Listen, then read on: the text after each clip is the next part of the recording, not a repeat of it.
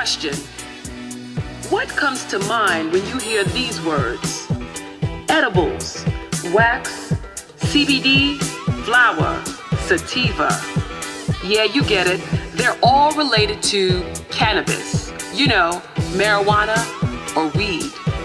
Today, people everywhere, from the White House to the State House and to the Big House, are talking about legalizing marijuana. This is Yaz Hurston. Join me in this journey as we delve into the world of the evolutionary cannabis industry. Welcome to Blunt Discussion.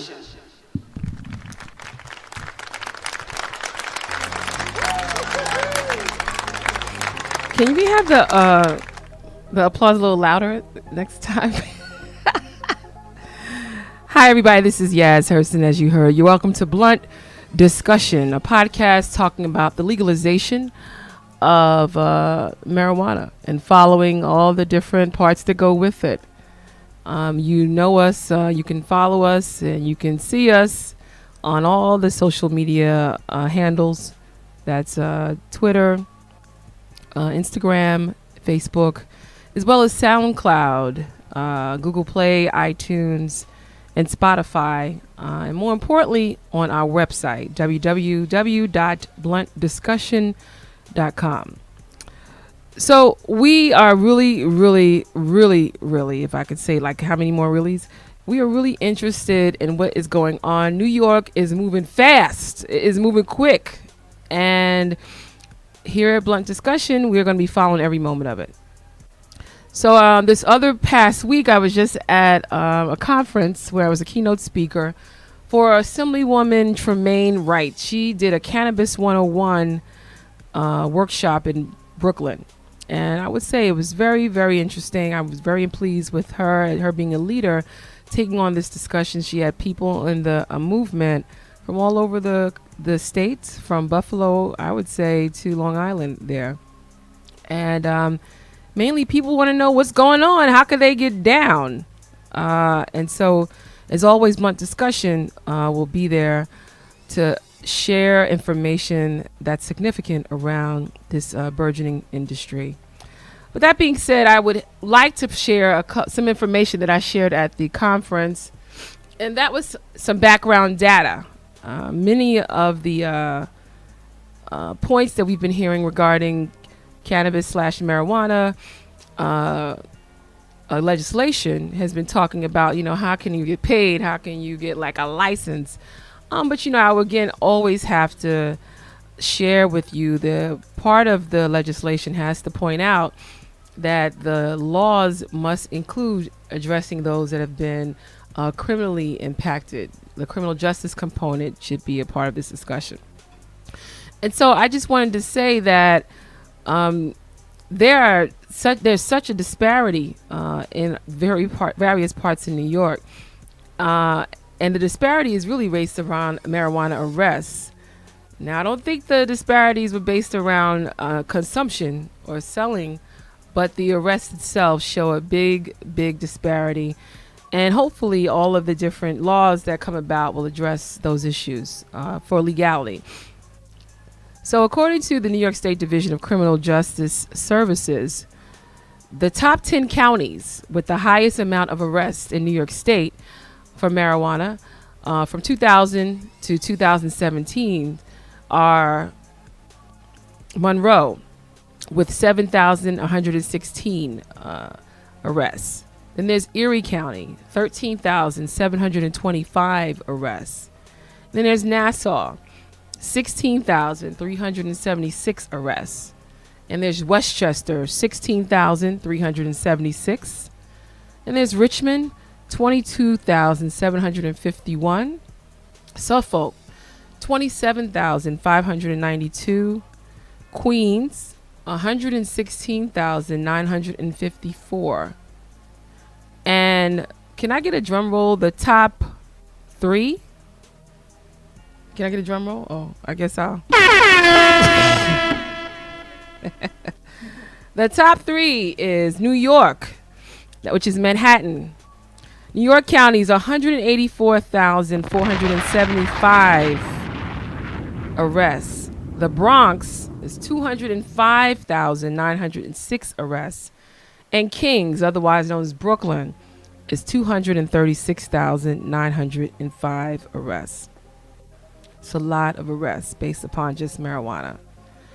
And while at the same time, during the same time period, the data shows that the top counties with the lowest amount of arrests are, Genesee, which is 245. That's it. There's no thousands to it. 245. Schoharie, 244. Seneca, 199. Shenango, 197. Tioga, 186.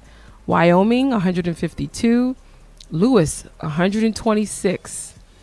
And I'm going to, again, do the top lowest amounts of arrests are in New York State. Yates, 102. Schuyler, 80. Hamilton, 51. So I guess some people could say, well, it also depends on the population, the number of people that live in your community. But the reality is that that's far too many folks getting arrested when I'm sure everybody is still consuming the product. So fortunately, we are now looking in movement for legalization. And even until we reach that point, there's been some laxing in the arrests from our city institutions to allow those who are carrying and smoking to not be penalized to that such. But legalization is critical because we may not always have the same in power, the same folks elected, so they can make that decision. And once it's legalized, you don't have to worry about a law enforcement officer making that decision for you. So that being said, I'm going to turn this over now to an important person that we have in the studio audience with us. This young man is a businessman turned, I guess, entertainment man turned farmer. John Gilstrap has over 25 years of experience in the private and public sector. John served as special advisor to New York Governor Cuomo's Small Farmer Task Force for 2 years, in his former role as Executive Vice President of Business Development for New York State. Previous positions that John has had includes Vice President of J.P. Morgan Chase Bank in the UK division, Senior Director of Marketing at Time Warner Music Group, Senior Vice President at Mercury Public Strategies, LLC, and CEO, founder of UBM, a property management business. John holds a BA in economics from Dartmouth and MBA in management of organizational marketing from Columbia Business School. In addition to his work at Hudson Hemp, which is why he's here today, John consults corporations on diversity, equity, and inclusion initiatives, and actually farms in his spare time in Hudson Valley. Out of all of that, John, I'm very interested in the farming part. Welcome to Blunt Discussion, John Gilstrap. Thank you, Yasmin. Thanks for having me. So I think I read a lot about your background, so we all get that. So you're well versed and you have the education to prove it. So why don't you tell a little bit about your upbringing? Where you're from? Give a shout out there, and then talk about Hudson Hemp. Sure. I'm from Harlem, New York, born and raised, and still live there now. And pretty much a city kid, but you know, farming, you alluded to it earlier, it wasn't totally foreign because, you know, as many of us, our families grew up, you know, migrated from the South, and, you know, where there's traditionally been a lot of farming. And every summer as a kid, you know, your parents would pack you in the car and send you down to visit your aunt and uncles in North Carolina in this case, and you would spend the summer on the farm in the tobacco fields, whatever. So is that what you did? Because I went to Philly in summer. I didn't go to the farm. No, we went all the way down. We packed the car up at that's what's up. 4 a.m. in the morning, and father wouldn't want to stop, so you had to like pee in a jar and the whole bit, you know, so just keep it moving. So you get down there for the summer with all the cousins. So it wasn't totally something unfamiliar to me, but it's something I didn't do as an avocation until maybe the last couple of years.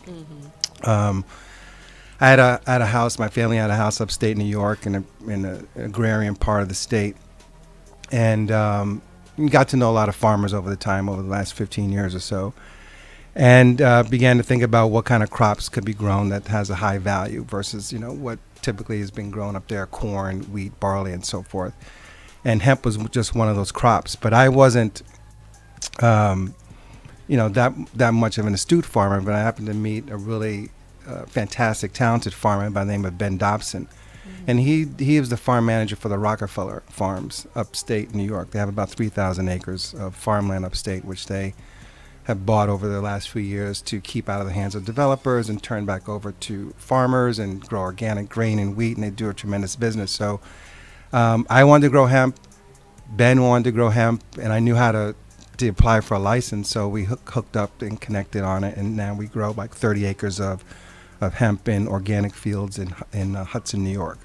Why did you want to grow hemp? Well, I'm an entrepreneur at heart. There's a couple of reasons. Number one, it's a really valuable crop to grow. Not a lot of people were growing it in the States, so I saw an opportunity there. But it's also an amazing plant that has caught up in the stigma of the cannabis stigma, and I'm sure we can talk about that later. It's an amazing plant that has a lot of healing properties from the cannabinoids and the terpenes that are in it. And so it has a medicinal value, but also has a lot of industrial value. It's used for paper. It's used for fabric, sails, hempcrete, which is something we're looking at doing as well. So it has like 50,000 uses. So it's a great plant that no one in this part of the country had been growing for a long time. Well, we know historically there was the whole stigma that was brought upon it for the paper industry. Right. Do you use hemp for anything like industrial yourself from your own product that you've raised? Well, I mean, we have a tincture, drops that we've developed. We sell wholesale oil to other producers, but we have our own line coming out, so we do drops. Okay. So I use that. I have a bag for you here. There's a We giveaway. love that. I think it's made out of hemp. So, okay. And also, we practice what's called regenerative agriculture. So we take the stems and the stalks that we don't use at this point, and we either use them for animal bedding for another part of the farm where we keep livestock, or we turn into biochar, which we plow back into the field as a fertilizer. So for our listening audience, what is the difference between marijuana, hemp? Why is it okay for you to do to grow hemp? Is there a difference between that and me growing THC or marijuana in my house? One, that's breaking the law. No, that's true. No, really. Sometimes you got to say it though. Yeah. Well, first of all, we have a license to grow industrial hemp in New York State. So you need a license to grow it because it's still on the federal level considered a Schedule I narcotic, which is a whole nother story and really strange. Why we can explain why that is later. But so we have a license to grow. We're one of the few license holders to grow in New York State. There's about 50. Only about 10 are actually growing, and we're one of the few of those 10 who actually have a really sizable crop. This is our second year. So you have to have a license to grow it. And you said what's the difference between the two? I mean, you don't smoke hemp. Well, you smoke sativa, cannabis sativa, which is the scientific name for it. People do smoke bud. They have some blends that are part indica, marijuana, and part sativa. So you can smoke it. Primarily in Canada, it's really popular there. Mm-hmm. So you can smoke it. You won't get high, but you'll get the other therapeutic effects that the plant has. I see. Without the buzz, sure. more or less. Mm-hmm. So the difference is between the sativa, which is what we primarily grow now, is that it has very low THC, 0.03% by federal law, versus indica, which has anything above 0.03. But both plants contain THC to some level. Mm-hmm. So when I guess the difference is people don't usually refer to hemp as purchasing hemp for recreational use. Mm-hmm. They usually refer to what then if it's not hemp? For recreational use? Well, they're mainly talking about marijuana, right. which is Which is Indica. the difference? Which Right. is the difference? Okay, Yeah. I just wanted to clarify that. Right. So you are a farmer. It's about 50 licensed, and you're one of the 10 that's actually doing the farming, and you're selling your product all over the country, or just mainly New York? Well, right now, just mainly, mainly in Colorado, West Coast, Okay. Colorado, and some in New York. I mean, we are Hudson Hemp, so we're trying to establish a New York brand, Very important. New York, ultimately maybe a New York certified brand of hemp and hemp seed. So we do both right now. It's wholesale oil, distillate oil, and an isolate, which is the crystal powder form of hemp, where everything is stripped out of it until you have 99% CBD in it. Do you do extraction too at your farm? We use a local extractor, but we are building our own extraction facility now, so we can handle that for ourselves in next year's crop, and then other smaller farmers in the area. That's So- a bottleneck. That's an opportunity there. No, that is Yeah. that's another license too. Right, it is. Yeah, Yeah. it's a processing license. Yeah. Right. So, like, how long did it take for you to get up more to learn all this stuff? Right, you Well- 0.3% and all. How did you get on board with all this? I mean, you had some land, and now all of a sudden, Well, it's actually not my land, so I'm a partner in the Sure. business and handle the operations of it. And then we have a master farmer, Ben Dobson, who used to be an Hi, organic. Ben. How are you? Yeah, he used to be organic. I got to give him a shout out Yeah. because he's pretty brilliant in what he does. He used to be an organic greens farmer in Maine. So he's had in his 36-year history of life, he's had a extensive background in farming. But I still learn stuff every day. Yeah. You know the basics. You know the basics about the science. I did go to Bronx Science here in New York, so I was a little familiar with a little biology. Sure. So you do learn the basics in the beginning, and over time you just get up to speed. I mean, I learned a lot about farming, learning about pest control now because we had an experience where the corn borer came in and damaged some of our plants, and we have to study organic pests like wasps who eat the corn borer, but it has to come out of a larvae at certain times of the year. So you get into a lot of stuff like that because the yield of your crop is really important. Right. So it takes a while to get up, but you still learn stuff every day. Do you see New York ever doing indoor agriculture, or is it always going to be outdoor? Well, New York now has a medical marijuana program, so that's all indoor. So yes, it'll do an indoor. Hemp you can also grow indoor as well, but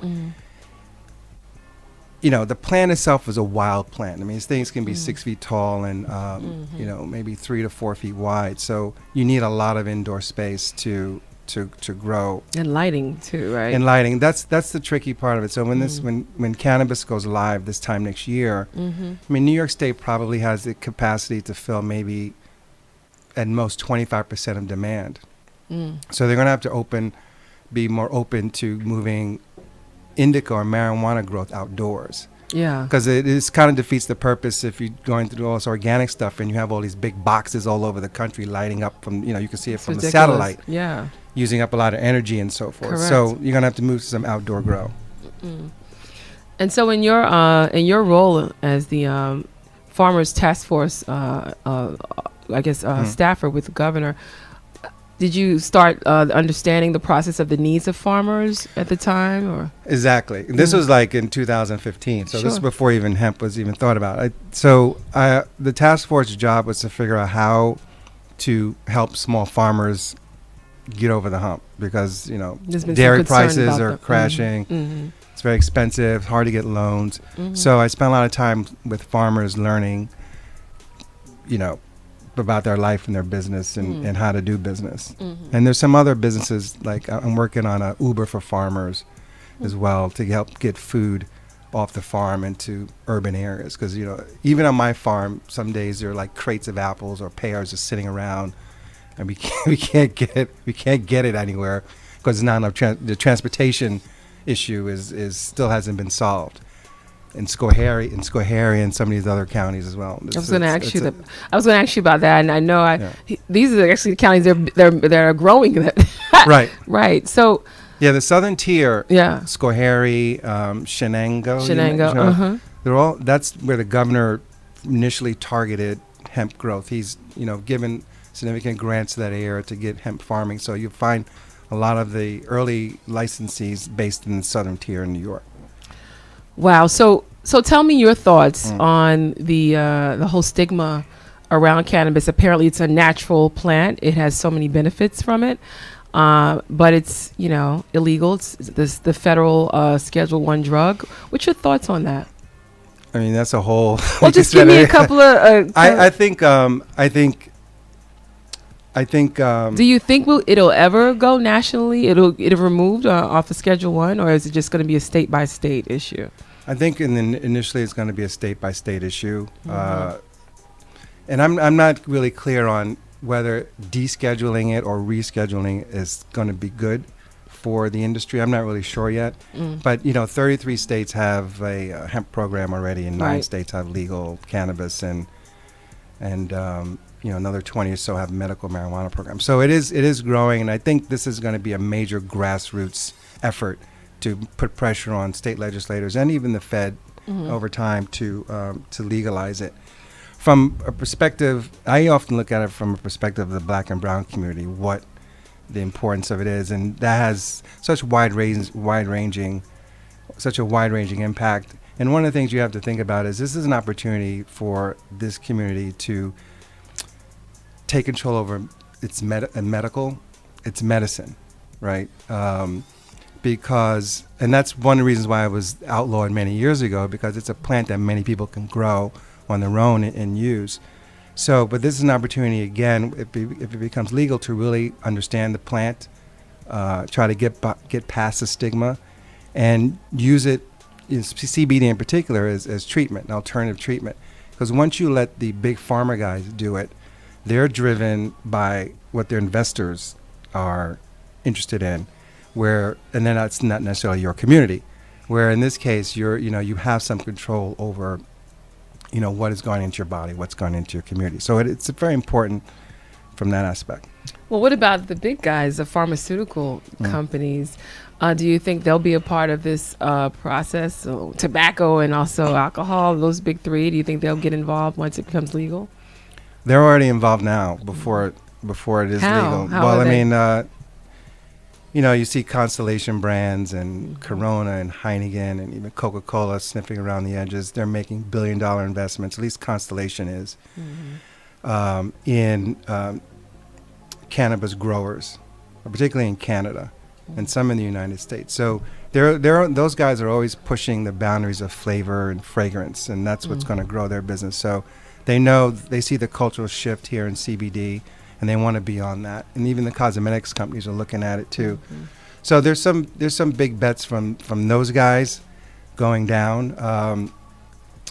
Industry is still raw for them because there's not a lot of R&D and solid double-blind placebo research done yet. So that's what they like to use, but it's going to get there. The pharmaceutical firms, so Monsanto, Bayer, are already invested in the sector. They have a significant stake in GW Pharmaceuticals, which just got approved a Epidiolex, which is a synthetic CBD for treatment of epilepsy for kids. So that's just been approved, and that's a company, and they put out patents on everything, all kind of cannabinoids, all kind of uses, orally, rectally, inhalation, the whole bit. The patents are too broad. I don't think they'll stand up, but they're trying to corner that market. So the big guys are in it. Yeah, it is really broad. And going back to the comment around communities of Black and brown, how can we really do research if it's still Schedule 1? I mean, how can we really go deep and to see what could be proven, what could help? I mean, one of the things of interest for me is regarding the NFL uses of the pain, and I'm not going to say it solves CTE, but there's a lot of talk about perhaps utilizing cannabis in that area, and it's somewhat stifled if it's on the Schedule 1 drug list. Yeah, well, I mean, the big pharma companies have a lot to do with that as well, and the other issue, Yasmin, too, is even in the CBD product, there's going to be some THC, and the law probably will not inhibit companies or organizations to punish or penalize or fire people for testing positive for THC. So that's something the NFL is going to have to get past. You know, we might be using it. It might be using a CBD product, but we're not comfortable with the THC element in it, and we can ding you for that. So they have to figure that out. Topicals as well. Topicals as well. Yeah, and we're working on a topical now. Oh, you are? Right. Those are actually consumers. Our research shows consumers like topicals better than anything else. I think But so. they actually could be the least effective. I Because, understand that too. Because they, you know, your skin has tremendous protective properties, and they really don't get down too deep.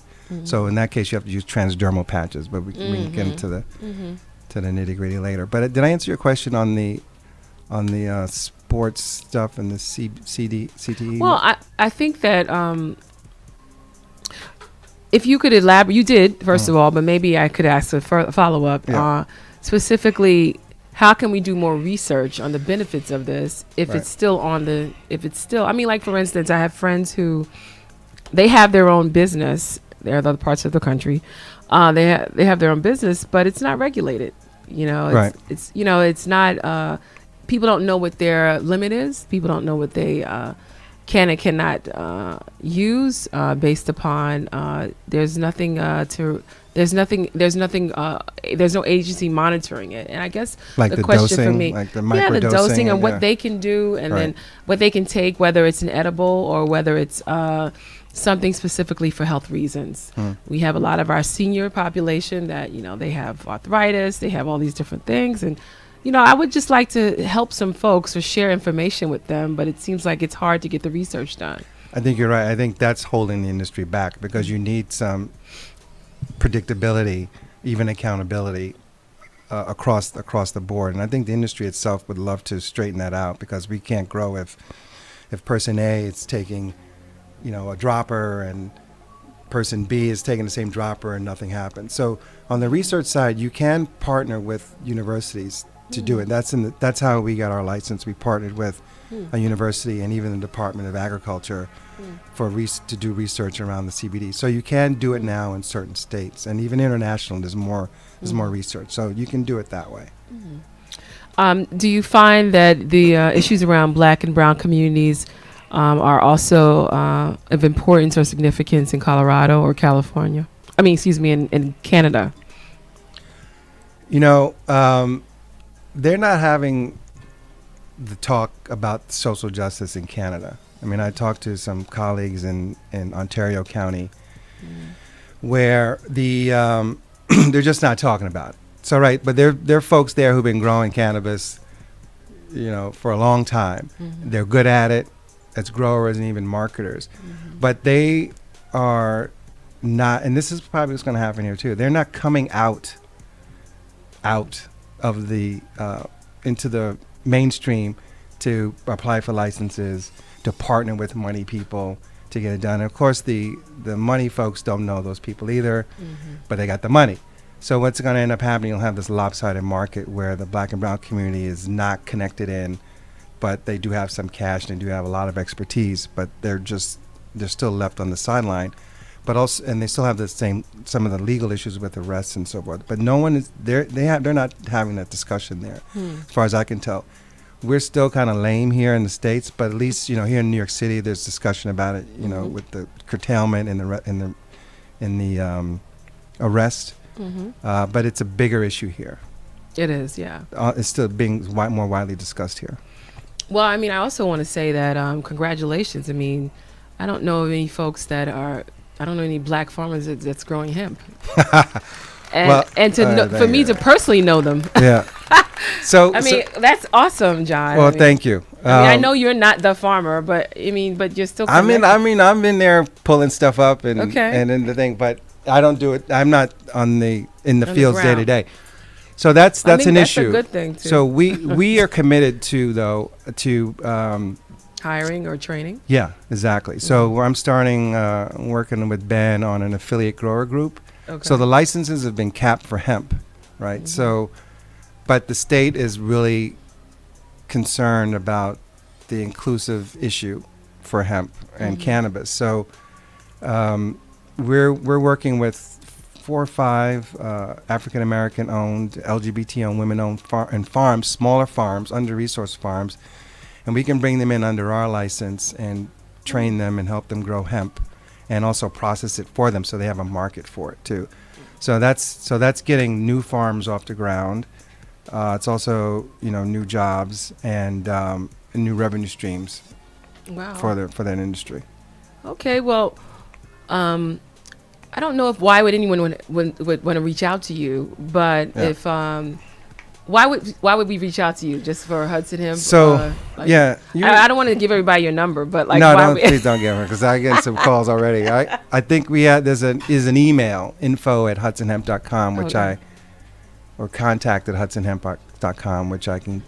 Yeah, which just send that, and we can post that too. Yeah, you can post that. But you would reach out to me though if you want to. If you want to learn how to get into the business, how to grow, Okay. how to market. Are you Yep. speaking at engagements now, talking about it yet? Because you're going to after this interview. Yeah, People are well, going to be contacting you. I'm at a conference next week. Okay. Capellino Brothers is doing something on the sustainability and state of the hemp industry in New York. It's Okay. Crystal People Stokes will be there Sure. as a keynote. So discussing the political aspect, the business, and the sort of nuts and bolts of the business. I'm speaking there on policy, because I also work now with the state on policy and Okay. regulations around the industry. Okay. So you call me if you want to talk more about policy, more about farming, how to get in it, what are the other angles other than farming, because not everybody has the time to. Yeah, I mean, it's do so many farm. ways to get into this business. Yeah. So many avenues. Right. Well, that's awesome. Well, thank you so much, John. And I got a book coming out soon too. So On this? hopefully- Yeah. Oh my hopefully. gosh, that makes sense. I just started it today. No, I'm just kidding. John Gilstrap on Blunt Discussion. Thank you so much for coming on. Thank you, Yasmin. It's a pleasure, and I'd And, love to come back anytime. And we're so proud of you. Thanks again. Thank you. Okay, well, then you have it. This has been a great and incredible show from Blunt Discussion. And we'll see you the next time. Take care.